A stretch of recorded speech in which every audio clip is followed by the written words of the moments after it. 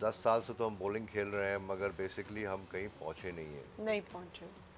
And unfortunately private level पे हम लोग स्ट्राइव कर रहे हैं, सब कुछ हो रहा है, मगर गवर्नमेंट लेवल पे हमें इतनी ज़्यादा सपोर्ट नहीं है जो मिलनी चाहिए, या स्पॉन्सर्स लेवल पे।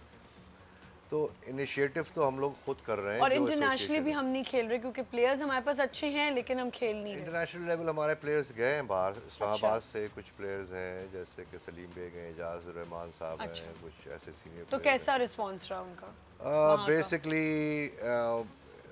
और they experience just went there as an experience. अच्छा, कि भाई क्या होता है इंटरनेशनल वो में। हमारे से अच्छे थे वो लोग, जहाँ वो खेलने गए थे वो प्लेयर्स ज्यादा अच्छे होंगे। वो प्लेयर्स तो उनके साथ कोई मैच नहीं है हमारा। नहीं, वो तो एक ही में स्ट्राइक करते होंगे। हाँ, जैसे कि अभी रिसेंटली हमारी एक टीम प्राइवेटली भी गई है, एंड 140 प्लेयर्स के अंदर उनकी पोजीशन 57 नंबर आई है। सही।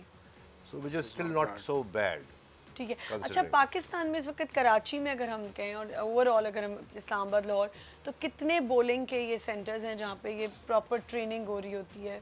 देखिए, बॉलिंग सेंटर्स कराची में जो पहला स्टार्ट हुआ था वो 2001 में हुआ, बल्कि 2000 में हुआ। इससे पहले इस्लामाबाद में 1998 में सबसे पहला सेंटर आया था, and that is located in F10 इन इस्लामाबाद। फिर उसके बाद कराची में 2 सेंटर्स बने इन डिफेंस, एंड देन उसके बाद 2005 में तीसरा सेंटर बना, फिर उसके बाद बढ़ते गए। ठीक। Now there are about 7 centres. अच्छा, मुझे ये बताएं फवाद कि आप तो एनालिस्ट हैं, मुझे ये बताएं कि इतना एक अच्छी गेम है और अगर कोई खेलना चाह रहा है, गवर्नमेंट क्यों नहीं हमारी ऐसी गेम्स को आगे लेके आ रही? देखें, आगा साहब वगैरह को बहुत ज़्यादा इसका क्रेडिट जाता है, जिस तरह से उन्होंने प्रमोट किया है, काम किया है, जो कुछ भी आज है वो इन लोगों की वजह से है। बिकॉज 1980 में फिनलैंड में स्टार्ट हुआ था और वो पहला बना था, फिर वो ख़त्म हो गया सारा कुछ। 2001 में इन लोग आगा साहब, इनकी टीम ने काम किया और आगे जाके अब ये शुरू हो गया।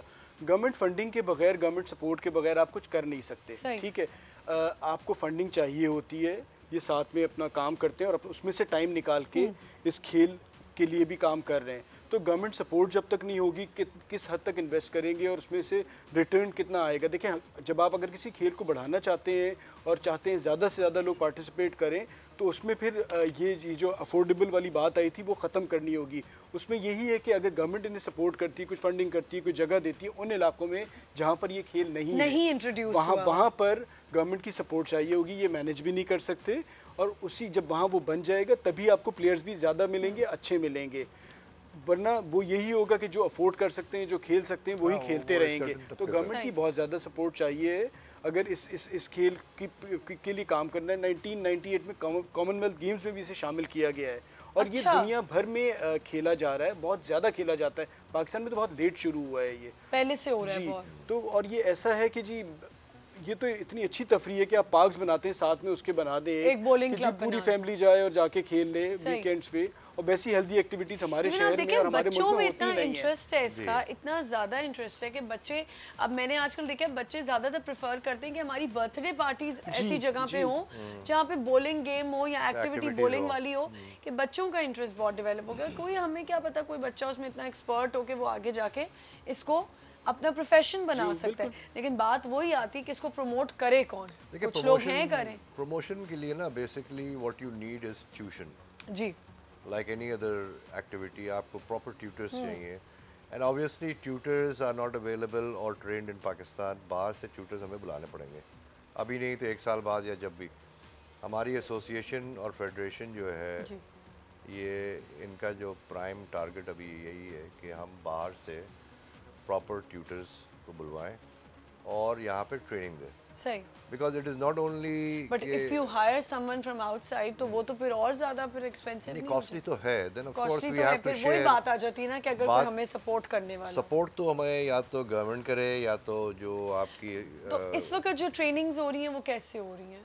देयर इज़ नो ट्रेनिंग, कोई ट्रेनिंग नहीं, खुद ही ये हम basically this is all that we learn from the websites और जो पर्सनल एक्सपीरियंस है। जैसे कि हमारे पास कुछ ऐसे प्लेयर्स हैं जो बाहर खेल चुके हैं, सही, थोड़ा बहुत स्टाइल वो सिखा सकते हैं। देन हम लोग भी खेल खेल के अब वो ट्रेनर्स ही बन गए। हाँ, बिल्कुल।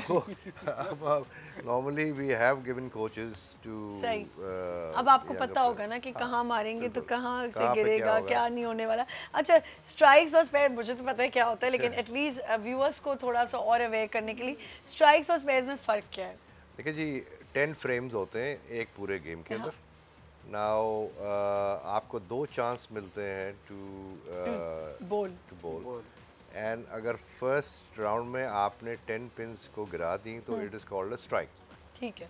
अगर फर्स्ट शॉट में आपने से 7 गिराई और 3 रह गई तो वो स्पेयर नहीं। ना, फिर जब देन आपको सेकंड शॉट में वो 3 गिरानी पड़ेगी। अच्छा, यहाँ देखिए मुझे नहीं पता। हाँ, ठीक है। तो वो जब 3 गिर जाती हैं then it's called a spare.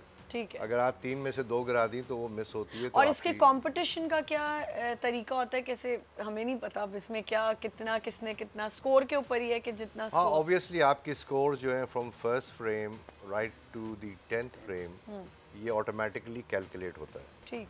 पहले ज़मानों में तो ये इतना सोफिस्टिकेशन नहीं थी। हम लोग के पास एक पैड होता था और वो पैड से आप खुद अपने स्कोर लिखते थे। सही। But now technology is very advanced in this game. तो ऑटोमेटिक स्कोरिंग सेंसर्स लगे हुए हैं एंड वो आपकी टोटल स्कोरिंग स्टार्ट होती है from 0 obviously and it goes up to 300। So 300 is the maximum score. अच्छा, 300 तक करना है। 300 is the maximum. और अगर उसका कोई टाइम लिमिट है कि इतने कंपटीशन में कितना टाइम लिमिट है कि कंपटीशन में इसका ऐसा कोई टाइम लिमिट नहीं है। जितनी देर भी 10 फ्रेम्स कंप्लीट होने होते हैं। 10 फ्रेम्स आपने कंप्लीट 10 फ्रेम्स जो आपके उसमें बॉक्सेस बने होते हैं उसको आपने कंप्लीट करना होता है। अच्छा, मुझे बताएं कि बॉल रिलीज करने की टेक्निक्स क्या हैं? अब वो हमें कैसे पता चलेगा? अच्छा, बॉल उससे पहले हम एक छोटा सा ब्रेक ले लेते हैं। ब्रेक का वक्त हो गया। ये टेक्निक समझने में ज़रा शायद थोड़ा सा टाइम लग जाए। हम आज 10 पिन बॉलिंग पे बात करें और अब जब मैं ब्रेक से वापस आऊँगी तो थोड़ा सा अब ज़रा मसाले वाली बातें होंगी। फवाद की तरफ मैं चली जाऊँगी, थोड़ा हम ज़रा मसाला डालेंगे अपने स्पोर्ट्स राउंड अप में। तो एक छोटा सा ब्रेक लेते हैं, विल बी राइट बैक।